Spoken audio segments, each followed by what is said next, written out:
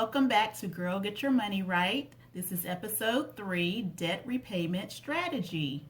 So today we're going to be focused on how can I pay this debt off? First of all, I want you to go ahead and grab a sheet of paper or notebook along with a pen. And once you have that sheet of paper in front of you, I want you to draw a straight line down the middle of that sheet of paper.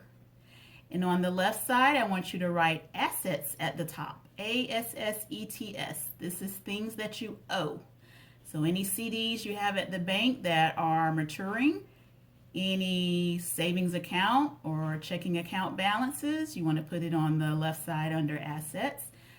If you have a car that's paid off or cars that are paid off and you know the value, you can put it underneath assets. If you're unsure of the value, you can go to kbb.com, which is Kelley Blue Book Value, to find out the value of your car and then put that value underneath the right side. The left side.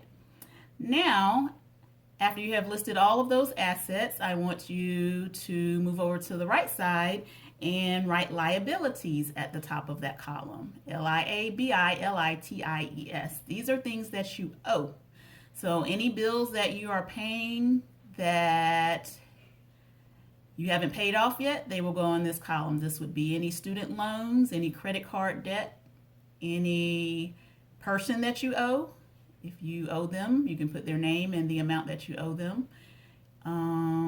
Car notes, all of those things that you currently owe that are not owned by you would be in your right column of liabilities. Now I want you to grab a calculator and total all of your assets on the left and get that grand total and write total assets at the bottom of the column and that dollar amount. Once you have your total assets calculated, I want you to do the same for total liabilities on the right side. I want you to add up all your liabilities, get that grand total, and write total liabilities equals and the dollar amount. Once you have your total assets and your total liabilities, I want you to subtract total liabilities from the assets. So your total assets minus, subtract, deduct total liabilities equals your net worth. So this is your net worth. If it's a negative amount, don't be ashamed. I want you to write that down. Just put parentheses around it. A lot of America are currently under a lot of debt, so you're not the only one, including myself, that have a negative net worth, but the goal is to pay this debt off. So now that we have a financial goal, now that we are creating our debt repayment strategy, we're going to flip this negative net worth to a positive net worth. So just stick with me and we're going to make it happen, right? I don't hear you, right? Okay. All right, now that you have your total assets, total liabilities, as well as your net worth, I want you to turn the page or get another sheet of paper. And at the top of this sheet of paper, I want you to write bills at the top. And if you don't have them readily available, go ahead and grab your most recent credit card payments, bank statements, as well as your student loan payments or statements and car note statements. So anything that you have in your liabilities column from the last sheet of paper, I want you to grab all of those statements so you can write down something for me. All right, do you have your statements ready? All right, for each one of those bills, each one of those statements, if it's a Chase bill, if it's a Capital One bill, I want you to write the name of the bill. Underneath the name of the bill, I want you to write the minimum payment. On the next line, I want you to write the balance of that bill. Underneath the balance of that bill, I also want you to write the due date. Then move on, skip a line or a space, and go on to the next bill. For that bill, I want you to write the name of the bill, the minimum payment for that bill, the interest rate for that bill. I think I forgot to mention that on the last bill. You want to make sure you include the interest rate for that bill, as well as the minimum payment. And underneath the minimum payment, write the due date for that bill. And I want you to do this for each bill. So for instance, if you have a if you have several student loan bills that are not consolidated, then you want to include each of those separately. So you want to include whoever the management company is, interest rate, minimum payment, balance due, and the due date for each one of those.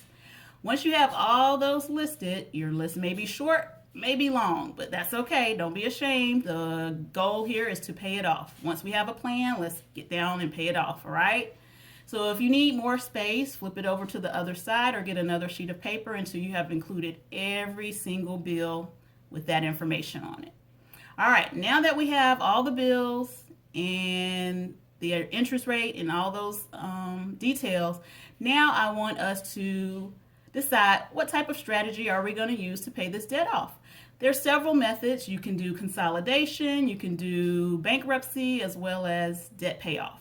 We're going to stick to the old traditional debt payoff strategy. So that's the method we're going to focus on today.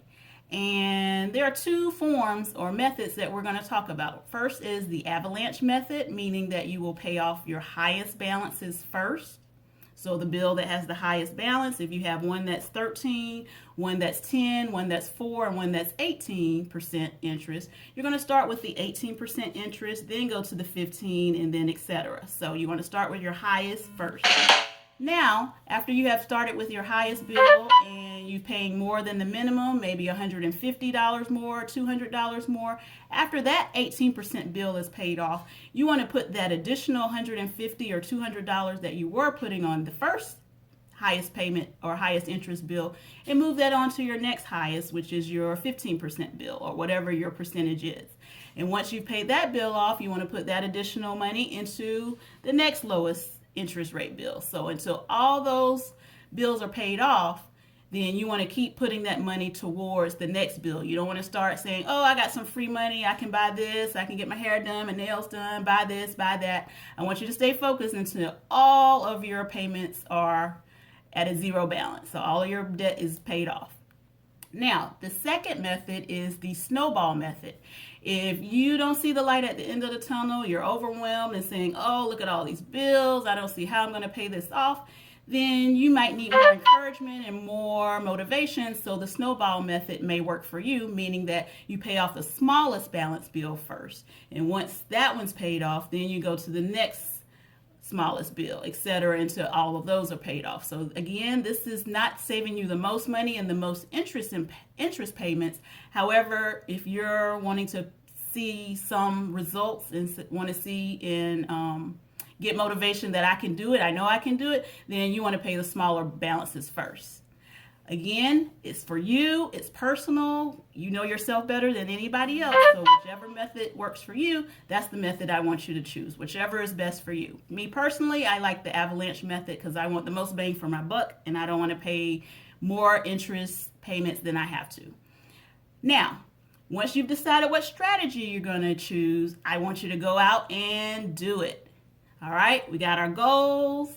We've decided what method we're going to use. The only thing left to do now is to apply and get those payments down. I know you can do it. I want you to know you can do it. And next week, we're going to talk about tips on staying on track and getting through it when we think we can't do it.